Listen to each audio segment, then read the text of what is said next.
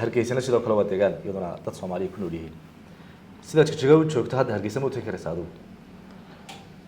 hargeysa hadda maya laakiin hargeysa maraan tagi karaa macnaha mustaqbalka ma sheegin iyadoo ay isbedel yimaado iyadoo ma garanaysaa de siyaasiyiintan danaysa macnaha danleyda siyaasiyiintan ah ee shacabka Soomaaliyeed isnacsiiyay in ma garanaysaa de mid kale u yimaado oo ma garanaysaa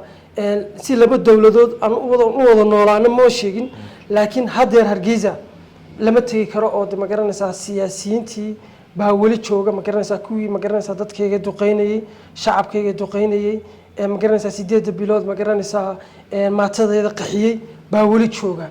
waxaan maleynayaa isbedel yimaado isbedelkaasina uu ogolaado in si laba dawladood aan wada noolaano darisku ma garanaysaa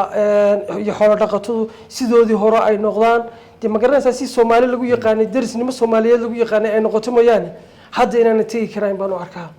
way bal hadii su'aashaasi kale aan ku weydiiyo lacalla hadii ay dhacdo subax aad ka soo dhaxtoosta hargeysa iyadoo xaaladdu sidan ay tahay bal maxaad filanaysaa